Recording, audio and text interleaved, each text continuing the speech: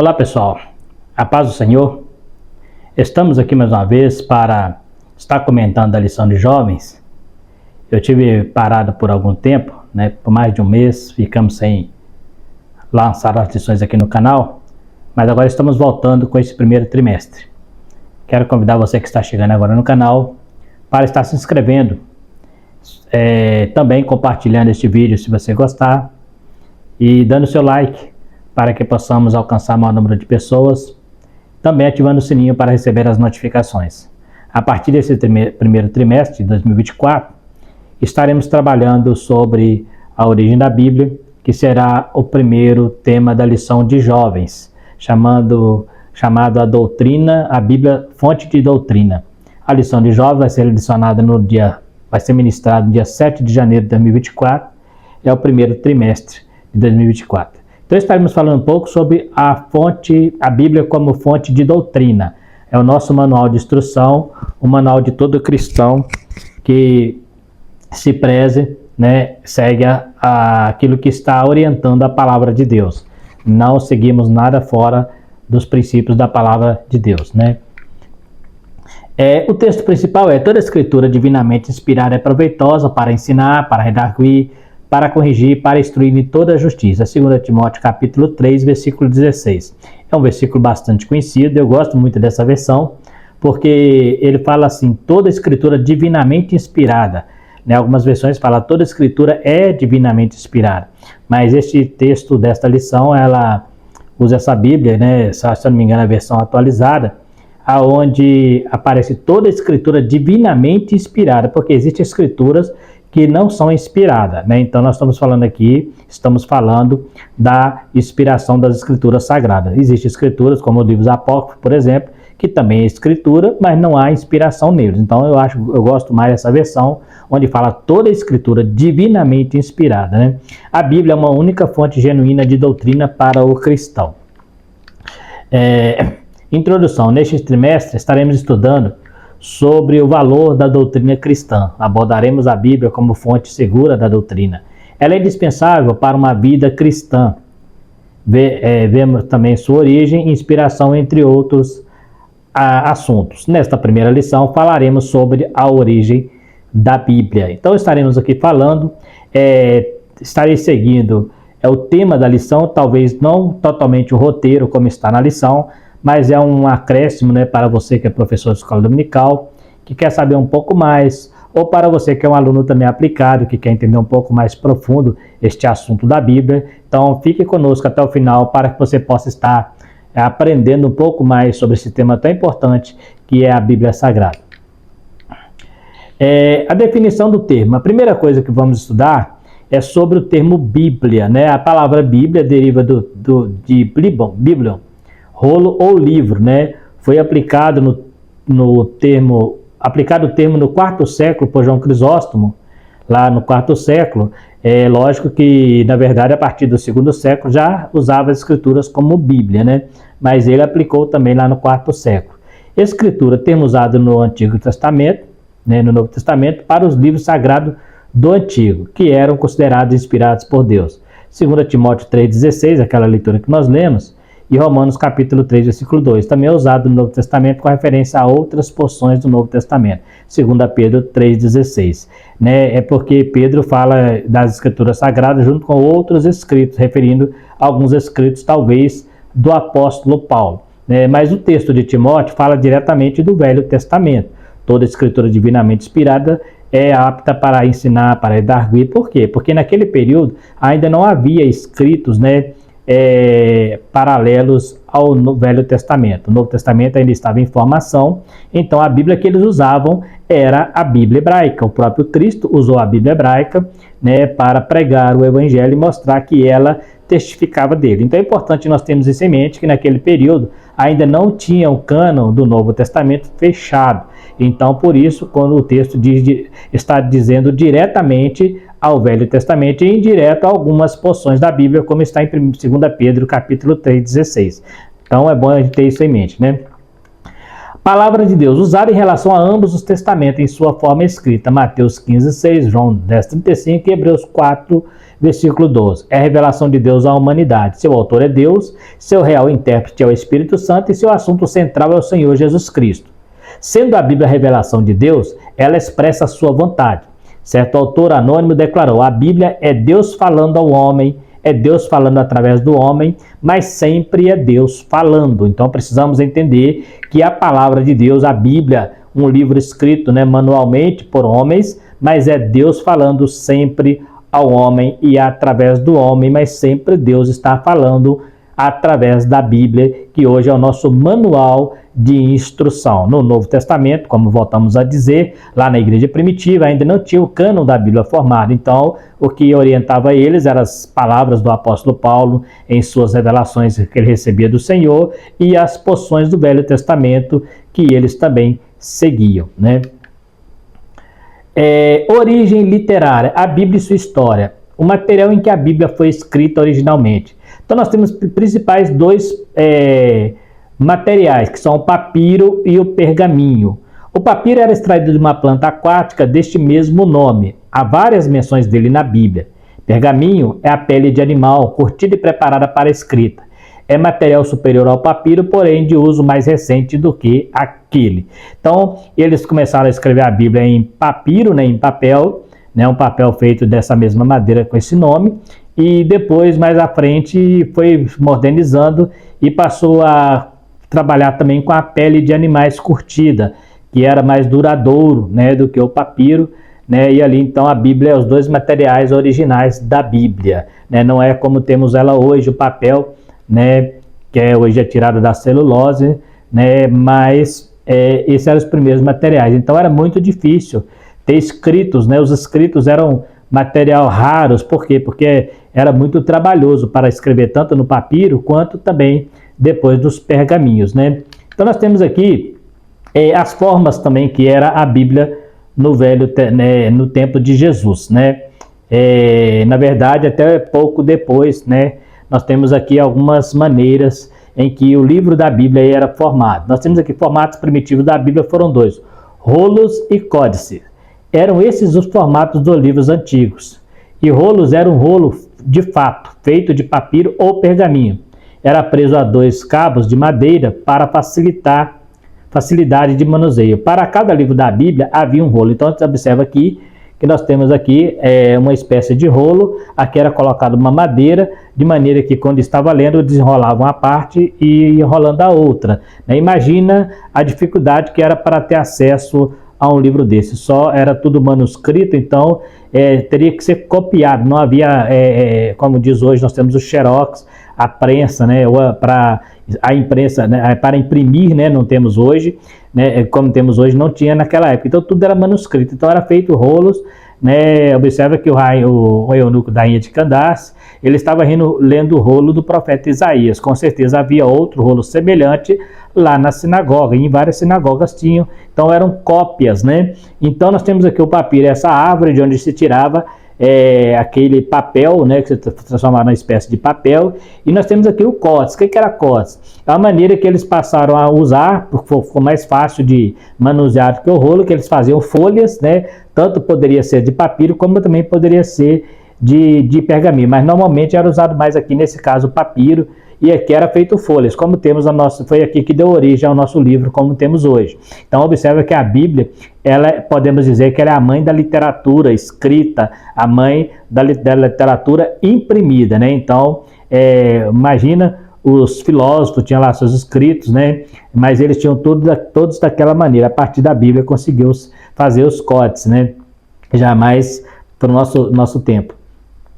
Nós temos aqui a famosa prensa de Gutenberg, que foi a que facilitou a impressão em maior escala da Bíblia, Então até o século XIV, século XIII, mais ou menos, não tinha a Bíblia em grande escala. Então a partir da prensa de Gutenberg, passou-se a fazer a Bíblia em escala maior, Isso facilitou a distribuição para as pessoas de menor poder aquisitivo, porque era muito caro ter uma Bíblia em pergaminho, ou até mesmo em papiro, mas agora com a prensa de Gutenberg, ficou mais fácil as pessoas terem acesso, porque ela passou a fazer cópias, com mais agilidade do que as que eram manuscritas. Então essa prensa foi uma grande descoberta por este grande homem, que ele fez inclusive com a intenção de realmente imprimir a Bíblia, que até nessa época era a Bíblia latim, né, Vulgata. Depois Lutero ele faz a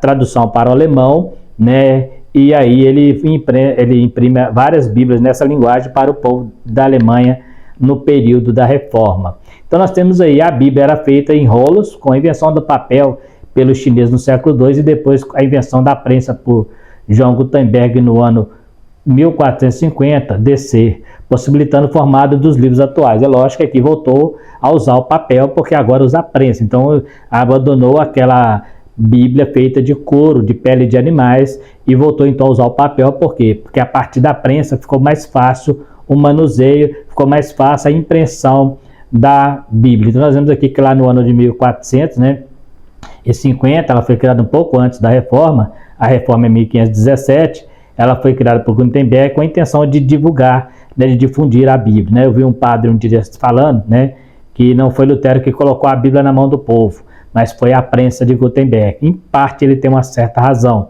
porque antes da prensa, Lutero também não conseguiria colocar a Bíblia na mão do povão, né? Então só os grandes, né, a elite e a igreja, o clero, que tinha acesso à Bíblia. Quem quisesse ler a Bíblia precisava de ir até uma igreja, né, cristã e ali ouvir a Bíblia em latim, muitas vezes nem na língua nata daquela pessoa. Então, a partir da prensa, né, ficou mais fácil. Então, de uma certa forma, esse padre, né, ele tem uma certa razão quando ele diz que não foi Lutero, mas foi a prensa de Gutenberg que colocou a Bíblia na mão do povão, porque a partir dela pôde-se fazer em maior escala. O que Lutero fez foi tirar a Bíblia do latim, né? Por exemplo, está lendo a Bíblia em latim na Alemanha. Lutero traduziu para o alemão, né? E também ela foi traduzida para outras línguas. Então isso a igreja não tinha feito. Até o século XVI, até o século XV, eles manteve a Bíblia na linguagem do Império Romano. Então isso dificultava pessoas que não falavam latim, né? E ficava também muito fácil para manipular o povão. Haja vista que as pessoas não entendiam o que estava sendo lido, então o que o padre falava, né, o que o pastor falava naquela época virava lei. Não há como corrigir, não é o que aconteceu no tempo do apóstolo Paulo, quando era escrito em grego e o povo que entendia grego conferia se aquilo era verdade, como o caso dos bereanos que entendiam a língua grega, né, e conferiu o que Paulo dizia se estava nas escrituras. Mas aqui, a partir do terceiro século, do quarto século, quando Constantino ele adere à igreja, lá no ano 380, como coloca a igreja cristã é colocada como oficial do Império Romano, a partir dali o que imperou na literatura cristã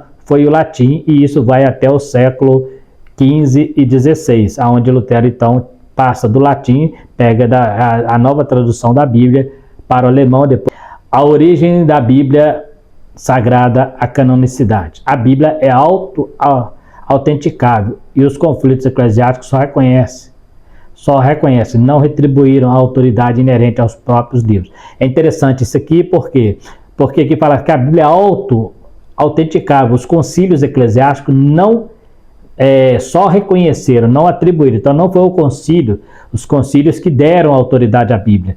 Eles só reconheceram que ela já tinha, né, porque até então não havia uma organização na sua estrutura. Então os concílios começou, né, a partir dos padres, né, dos pais da igreja, a estudar e a analisar, fazer análise minuciosa para ver se a Bíblia, quais livros realmente tinham inspiração divina. Isso é um critério muito complicado, né? Levou algum tempo para que isso fosse feito, para depois chegar a um denominador comum, que seria quais livros seriam autênticos, né, inspirados, e quais livros seriam apócrifos, né?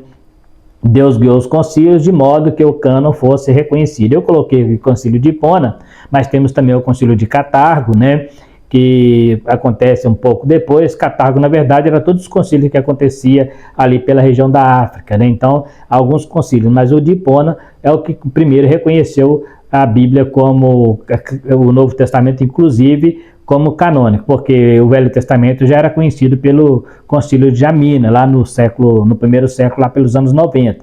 Então o Velho Testamento já já era fechado. O Novo Testamento e depois toda a Bíblia foi reconhecida como canônicos a partir do quarto século no concílio de Hipona, o sínodo de Hipona, que era também chamado sínodo, né?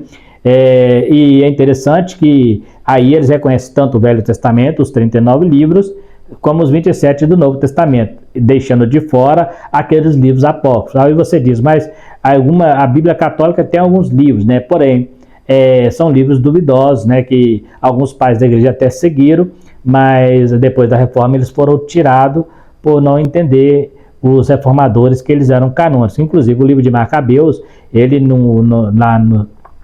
dentro do seu bojo ali, ele traz ideias de histórias, é um livro muito bom, mas ele mesmo fala que não reconhece para si inspiração, né? Se você ler lá no primeiro Macabeus, você vai encontrar essa referência lá, ele falando, o próprio escritor, né, afirmando que o livro não tem uma certa inspiração.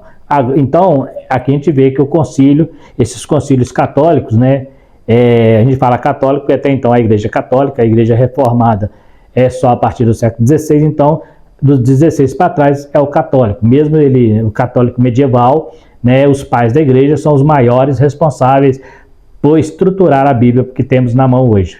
Inclusive, alguns até a igreja católica toma para si este privilégio de ter feito isso e se gabam de ser eles que organizaram a Bíblia que os protestantes têm, né? E Lutero, ele seguiu algumas dessas Bíblias. Nós temos aqui o cânon da Bíblia. O estudo do cânon da Bíblia foi assunto discutido durante toda a igreja primitiva, medieval e também depois da Reforma. Os maiores problemas giram em torno dos escritos das escrituras hebraicas, porque o Novo Testamento não há problema entre o católico e o protestante. Entre a escritura hebraica que aparece os apócrifos, né? Mas no Novo Testamento tanto a igreja católica quanto a reformada não tem problema quanto a isso. Cânon, a palavra latina que significa linha de medir, origina-se do hebraico hakalesh e do grego kalamon, ou seja, termo usado para dizer quais livros estão alinhados na medida certa. A palavra Bíblia passou a ser usada a partir do segundo século para designar a palavra de Deus. Então nós falamos aqui que João Crisóstomo, lá no quarto século, ele adotou, mas ela começa mesmo do segundo século a ser usada a palavra Bíblia, que até então fala coleção de livros, né? Que significa a palavra Bíblia. Vimos lá atrás. A Bíblia nos tempos de Cristo. Possivelmente havia pelo menos 3 cânones nos tempos de Cristo. A Septuaginta, tradução para os judeus da diáspora, o cânon palestino seguro pelas massas populares e fariseus e o Pentateuco samaritano usado pelos saduceus. Se existiam esses 3 cânones, qual era o usado por Jesus e pelos apóstolos? Aqui existe uma polêmica, né, mas é bem provável que Jesus usava a Septuaginta, porque Jesus cita muita coisa relacionada à Septuaginta, mas Jesus, quando ele fala das escrituras, ele usa muito o cânon palestino, né, que ele fala que termina em Zacarias. O cânon palestino termina, né, o livro termina até o profeta Zacarias, que foi morto diante do altar. Então Jesus segue a cronologia exatamente do cânon palestino. Mas como os judeus da diáspora usavam a Septuaginta, é bem provável que Jesus tenha usado a Septuaginta. E na Septuaginta ela continha os livros apócrifos, né? Então, mas Jesus ele usa aquela Bíblia, mas ele não cita nenhum livro apócrifo, apesar de não citar também outros da Septuaginta, mas ele cita a formação da Bíblia hebraica, que é os escritos, né, os profetas, né, os Nevim, Ketuvim, né, e a Torá. Então ele cita ali, e ele vai de Gênesis a Zacarias, que seria a formação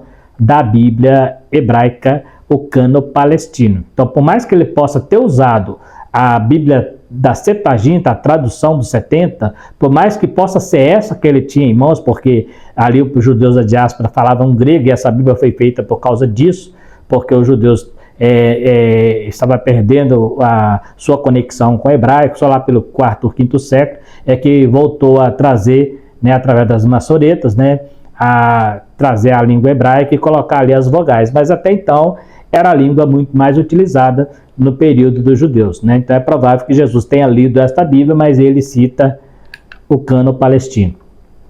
Os princípios de canonicidade dos livros do Novo Testamento. Então aqui são alguns princípios que são estabelecidos. Por exemplo, como a igreja montou isso, né? A igreja primitiva. Ela usou alguns critérios para analisar se o livro é canônico ou não. se o livro vai fazer parte do cânon ou não. A primeira é a apostolicidade, ou seja, o livro foi escrito ou influenciado por algum apóstolo. Vou dar um exemplo. O livro foi escrito ou influenciado por algum apóstolo. Nós temos livros na Bíblia que foram escritos por apóstolos, mas temos livros que foram escritos por discípulos de apóstolos. Um exemplo desse é Lucas, né, que era um discípulo de Paulo. Nós temos Marcos, que era um discípulo de Pedro e de Barnabé, né? Então, assim, ele estava ligado a Pedro, então ele também escreve. E assim temos as cartas paulinas, né, que também é um apóstolo. Então, esse era o primeiro critério usado para saber se o livro era canônico. Isso é bom a gente saber disso, para entender por que não aceitamos alguns livros, igual temos Epístola de Barnabé, temos Epístola de Apocalipse de Pedro, Apocalipse de Barnabé, tem vários livros apócrifos, mas era a maneira como a igreja,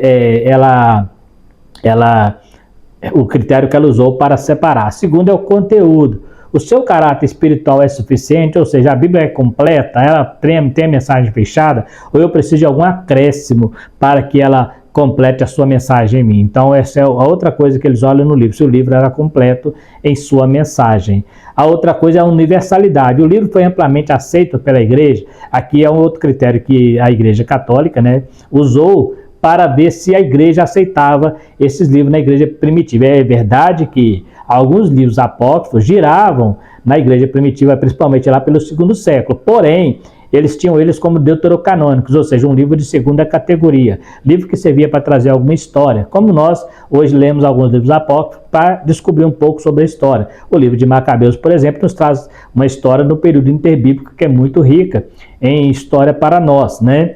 E a segunda é a inspiração. O livro oferecia a prova interna de inspiração. Outra coisa observada era isso, se o livro trazia sobre si essa responsabilidade de inspiração. Então ele pegou ali todos os livros e via dentro dos livros, né, o livro chamando para si esta responsabilidade de ser inspirada por Deus. Então, por isso, eram os 4 critérios usados para analisar se um livro era canônico ou não.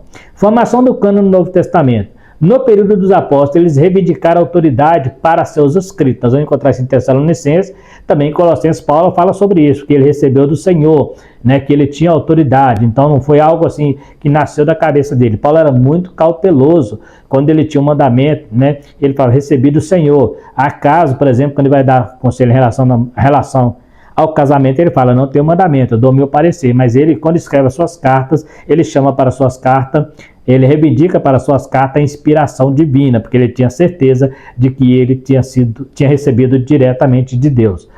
O período pós-apostólico, todos os livros foram reconhecidos, exceto Hebreus, 2 Pedro, 2 e 3 João, né? Então, no período pós-apostólico, houve essa divergência, inclusive o apóstolo, inclusive Lutero, né, ele tem dificuldade em aceitar o livro de Hebreus e também o livro de Tiago, né? O Concílio de Cartago, lembra que nós falamos do Concílio de Hipona? Logo depois acontece o de Cartago. Cartago, como eu falei, é uma coleção, é um grupamento, um grupo de concílios. Cartago é uma região onde acontecia vários concílios. Então, entre os 97, reconheceu o cânon, os 27 livros do Novo Testamento. No de Hipona, reconheceu toda a Bíblia, que reconhece os 27 livros do Novo Testamento. Então, nós não temos dificuldade na nossa Bíblia protestante com a Bíblia católica em relação ao Novo Testamento. Quando eu falo católico, eu não estou falando, não estou tirando fora o cristianismo, eu estou falando o catolicismo, ele veio até o século XVI. Então, até o século XVI não havia protestantismo. Então, nós temos que falar, se estamos falando de história, temos que falar do católico, do padre, do papa, dos bispos daquela época, né?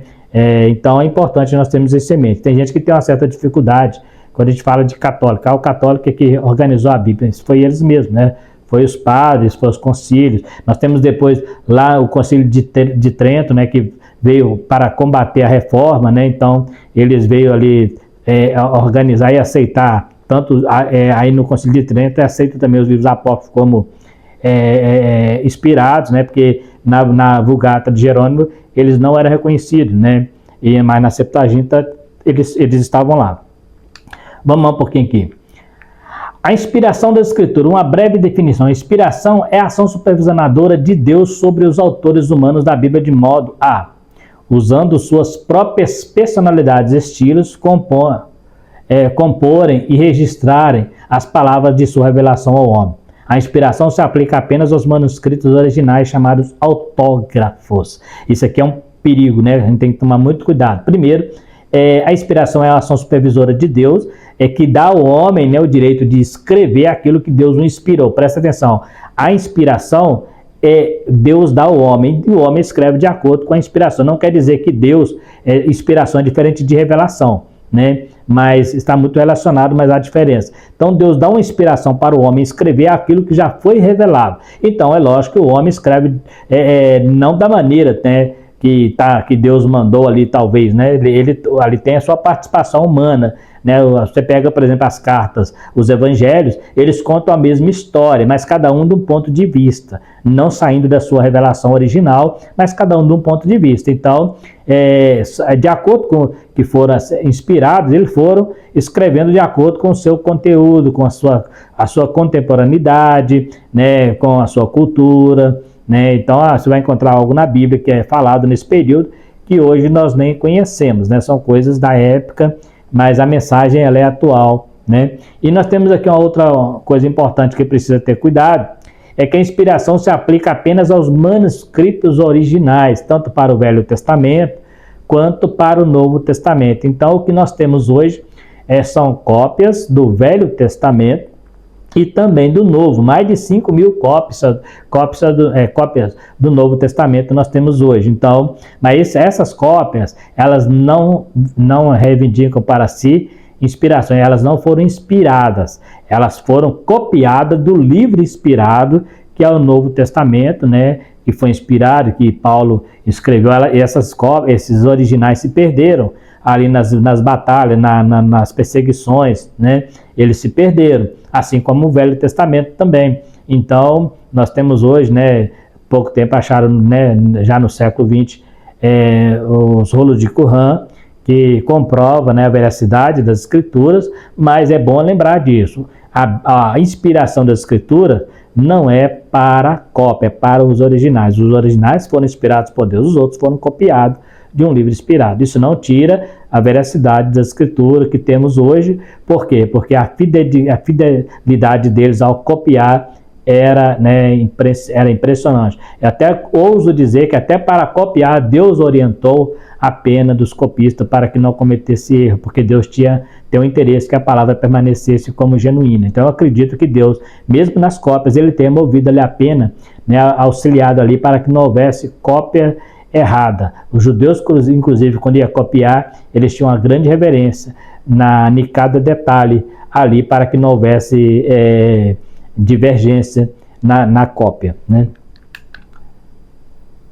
Então nós temos aqui uma hermenêutica simples. Deus é um inspirador do texto, o homem agente inspirado. Então Deus inspira e o homem faz, né? Então quando Deus me inspira a fazer algo, eu vou fazer usando aquilo que Deus me inspirou a fazer, mas usando aquilo que eu tenho de bagagem, né? Então vai ser de acordo. Vamos supor, se Deus me inspirar a pregar um versículo da palavra, e eu pregar e Deus inspirar outra pessoa a pregar, você vai perceber que a mensagem é a mesma, mas a maneira como cada um de nós pregamos é diferente. É o que acontecia com a inspiração. Deus inspirava, mas cada um tinha sua maneira peculiar de registrar o texto. Observe que eles contam a mesma história, sem haver divergência, mas a linguagem é diferente em cada texto que você vai lendo. Mas a mensagem continua inalterada, né?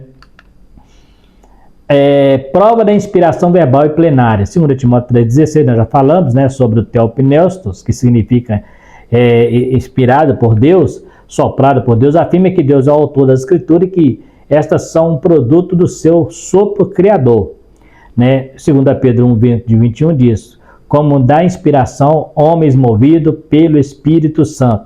Ou seja, então a Bíblia de Pedro fala que homens movidos pelo Espírito Santo escreveram as escrituras, né, foram revelados. Então nós temos aqui a prova da inspiração verbal e plenária. Existe uma polêmica sobre o que é revelação e o que é escrito. Existem escritos na Bíblia que toda a inspiração ela é toda de Deus, mas existem partes na Bíblia que não é revelação. Por isso que eu falei no início a diferença entre revelação e inspiração. Por exemplo, Deus inspirou eles a escrever algo, mas algo que já faz parte da história, algo que não é revelado. Vou dar um exemplo, no Velho Testamento, Daniel, né, Esdras foi inspirado a escrever uma carta que foi redigida por Artaxerxes. Então não foi Deus que inspirou Artaxerxes, não foi Deus que revelou Artaxerxes, mas inspirou copiar essa carta para servir de testemunho. Então presta atenção, inspiração é diferente de revelação. Revelação é aquilo que Deus fala e você não pode sair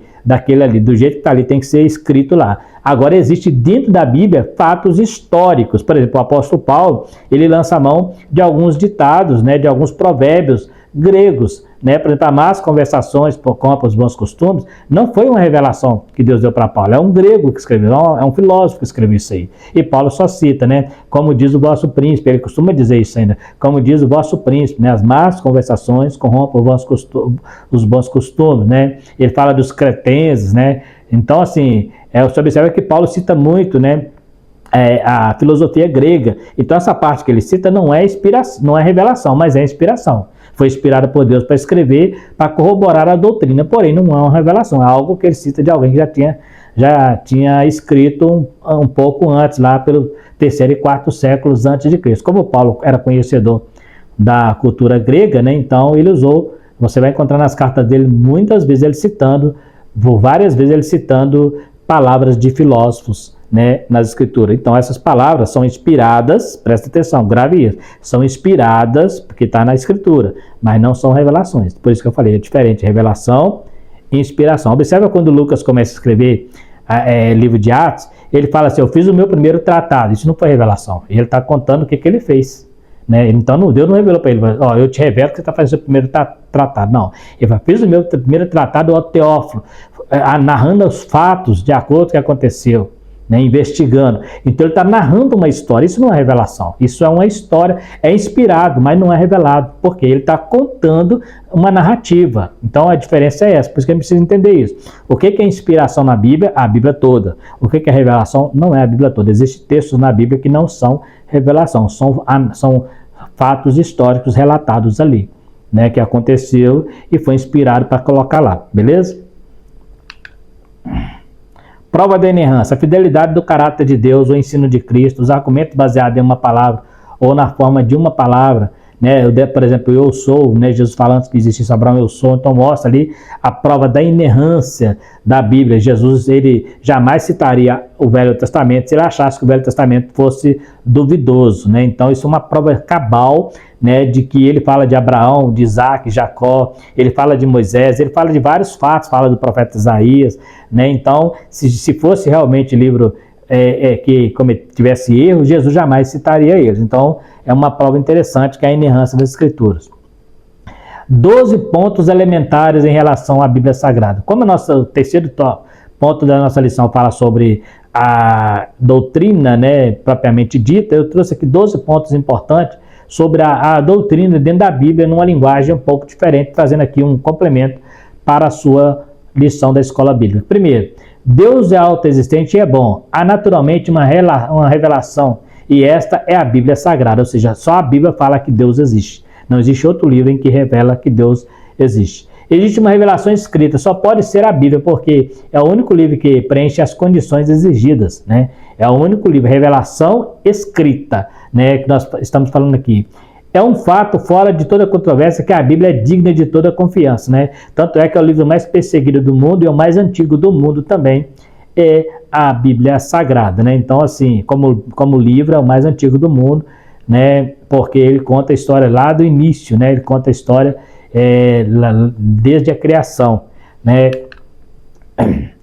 A Bíblia é atestada por milagres. Os mensageiros afirmam trazer uma mensagem da parte de Deus e essa também é acompanhada de milagres. Então a Bíblia relata muitos milagres. João fala, né, que os milagres foram escritos para que creiamos que Jesus é o Filho de Deus. Então a Bíblia está repleta de milagres mostrando Deus nas suas entrelinhas como tema principal. Revela que somente Deus podia saber, como, por exemplo, a história da criação, o destino do mundo e as profecias, etc. Então, a Bíblia traz conhecimento que somente Deus poderia saber. Quando Moisés escreve, por exemplo, a criação, Moisés não tinha noção do que ele estava dizendo, mas Deus conhecia e falou assim, escreve aí que foi desse jeito que aconteceu. Então, ele fala de algo, né, que só ele sabia. Quando ele questiona Jó, ele pergunta, Jó, onde tu estavas? Quando eu coloquei limite no mar, né? E falei, daqui para cá você não passa. Então Deus mostrando a sua onisciência, e a Bíblia traz essa visão de um Deus que conhece todas as coisas, né? Tem o mais elevado sistema moral que o mundo conhece, como por exemplo os 10 mandamentos, Sermão do Monte, o grande mandamento: amarás o Senhor teu Deus de todo o teu coração, de toda a tua alma, de todo o teu pensamento, e amarás o teu próximo como a ti mesmo. É interessante que até para os ateus que não acreditam na Bíblia, eles sem querer, eles seguem os princípios da Bíblia, porque a Bíblia é o sistema mais alto, ela tem o mais elevado sistema moral que o mundo conhece. Então, por exemplo, por que eu não posso matar? Porque a Bíblia diz que eu não posso. Não existe outro livro que não diga isso. A Bíblia diz que eu não posso matar. A Bíblia diz que eu não posso adulterar. Então, o camarada que é ateu, ele fala que não crê na Bíblia. Então, onde que ele tirou os princípios morais dele? Porque se ele não crê na Bíblia, ele vai crer em quem então? Como que ele vai afirmar que eu tenho que seguir aqueles princípios? Porque a lei me proíbe. Mas quem falou que a lei está certa? A Bíblia. Quem falou que a lei, que o adultério é pecado? A Bíblia. Então, por que o cara que é ateu, ele acha que não pode adulterar, ele acha que não pode cometer homicídio, se ele não crê no princípio moral que está nas Escrituras Sagradas? Então, ela está no topo de todo o princípio moral. Se eu rasgasse a Bíblia e falasse, eu não vou seguir mais a Bíblia, eu não teria nenhum motivo para seguir qualquer princípio. Qualquer princípio que alguém falasse, por exemplo, isso é coisa sua, eu sigo meus princípios. É o que muita gente tem tentado fazer hoje. Tem tentado pegar a Bíblia, estão rasgando a Bíblia para tentar adaptar a pecado, né? Igrejas que o pecado já não é mais combatido. O amor de Deus é suficiente para levar o homem para o céu mesmo cheio de pecado. Então, estão tentando mudar isso aí. Mas a Bíblia ela tem o mais elevado sistema moral que o mundo conhece. Então, ela que proíbe. Nem o Alcorão tem um sistema tão elevado quanto a Bíblia, né? Então, é interessante termos essa em mente.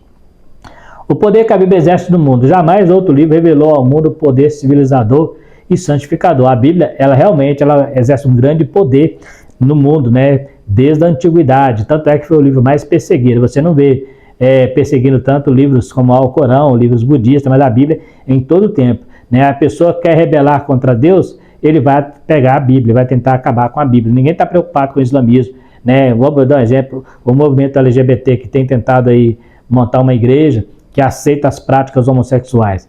Eu quero ver eles fazer isso lá no Alcorão. Quero ver se tentar fazer isso no país do Oriente Médio, que não segue a Bíblia, mas segue o seu próprio livro. Então a Bíblia condena, né? Mas a Bíblia também trabalha com perdão. Então por isso essas pessoas conseguem tentar manipular a Bíblia. Mas a verdade será revelada no final, né? Porque a Bíblia não fica devendo, a Bíblia é completa, e o que na Bíblia é pecado, é pecado. O que na Bíblia era pecado no passado, é pecado no presente, será pecado no futuro. Não tem como eu tentar adaptar. Eu gosto de dizer que quando alguém fala assim, a Bíblia está ultrapassada, ele está ignorando que quem revelou a Bíblia foi o Espírito Santo. O Espírito Santo, lá da eternidade, é o mesmo hoje e será eternamente. Ele conhece todas as coisas. Então, tudo que acontece hoje não foi nada surpresa para ele. A menos que eu tente provar que o que está na Bíblia foi o homem que escreveu. Aí sim, o homem não tem onisciência. Mas se o inspirador da Bíblia é o Espírito Santo, então tudo que acontece hoje ele já sabia. Então, não há nada de novo para ele, não há novidade para ele. Então, tem que tomar cuidado com isso aí, né? Tem pastores aí falando que a Bíblia está ultrapassada. Então, por que ele fundou a igreja? Vai fundar então um boteco, né? Vai fundar então um prostíbulo, porque se ele quer seguir a Bíblia e falar que a Bíblia está ultrapassada, qual o sentido, né, dele estar seguindo a palavra de Deus? Não tem nem sentido estar na igreja. Se tudo que eu posso fazer no mundo não é mais pecado, para que eu vou congregar? Vou ficar no mundo, eu vou ficar caminhando, vou ser salvo. Não precisa de eu ficar cantando hino e pregando, não. Segundo essas teorias aí, não há pecado. Deus ama todo mundo do jeito que está. Então, para quê? Vamos continuar no pecado e quando ele voltar, fica tudo legal, fica tudo bom. Não precisa ficar tendo compromisso de ir para a igreja, né? Mas o diabo trabalha exatamente para tentar denegrir a imagem das Escrituras Sagradas e do cristianismo, né? Sabe que por trás disso existe essa malícia, né? A Bíblia revela exatamente aquilo que o homem mais necessita saber. Vem ao encontro de sua necessidade mental e espiritual. A harmonia da Bíblia é evidente, prova de sua origem sobrenatural. É difícil conseguir um certo número de pessoas que contem uma história sem grande discrepância, né? A Bíblia, ela não há contradição. Você pega, por exemplo, um comentário, né, de um profeta de 200 anos depois, eles não discordam entre si. A mensagem é tão atual que eles falam sem haver discrepância, sem haver divergência. Por quê? Porque, por mais que tenha a participação humana, quem está por trás daquilo ali, a mente que está ali, é o Espírito Santo. Então, ele não comete equívocos, né? Então, ela traz para nós, é o único livro. Se você pegar um livro e copiar ele, com certeza você vai ver que, e tentar escrevê-lo, né, com as suas palavras, você vai ver que haverá divergências, né? Haverá discrepância, mas a Bíblia não tem esse problema, né? Quando tratamos dos originais. A exatidão do livro dá testemunho quanto à sua origem. A Bíblia é um livro tal que os maiores eruditos não podem ir além dela. A Bíblia tem a Cristo como seu tema principal, de Gênesis a Apocalipse. A Bíblia é uma bênção e conforto para a humanidade. A fé que a Bíblia inspira tem mais valor para a humanidade que todas as sabedorias e bens mundanos que o mundo oferece. É interessante que você não vai ver nenhum, os filósofos, por exemplo, Aristóteles, Platão e outros mais, se preocupando com livros de outra seita, mas a Bíblia eles se preocupam, né? Platão, eles leram a Bíblia, Aristóteles, Sócrates, para tentar entender, né? Então, até os eruditos, né, da cultura grega procuraram entender a Bíblia para lançar suas teorias. Então, você vai ver muita teoria de Platão que ele tirou a partir de leitura bíblica, né? De Sócrates, de Aristóteles, né? De Dante, esses caras tudo aí, Immanuel Kant, esses caras todos, eles eram pessoas que liam a Bíblia para entender o universo, para entender o mundo, né? Muitos chegaram ao ateísmo, mas foi através de ler a Bíblia. Ele não chegou ao ateísmo lendo o Alcorão, né? Mas sim a Bíblia. Então, vê a importância que ela é para a humanidade, né? Vimos nesta lição que a Bíblia é a fonte de doutrina judaico-cristã. Vimos sua estrutura e mensagem, sua inspiração, composição e canonização. Vimos também que ela é inerrante e atual, não precisando ser revisada, pois o seu autor, o Espírito Santo, não está preso a épocas, o seu autor, o Espírito Santo, não está preso a épocas ou estações, sendo sempre atual em sua mensagem. Então, para o Espírito Santo não há tempo, né? Então, nós aprendemos aí mais uma parte importante da origem da nossa Bíblia Sagrada, as Escrituras. Eu quero agradecer você que ficou até o final do vídeo, pedir a você que se inscreva no canal para estar nos ajudando. Se você tiver alguma dúvida, pode estar perguntando também nos comentários, também compartilhando o vídeo, né? Se você gostou, dando like para estar nos ajudando e também ativando o sininho, porque você receberá as notificações das próximas lições. No mais, quero agradecer a todos vocês que ficaram até o final. Fiquem todos com Deus. Até a próxima, se Deus quiser.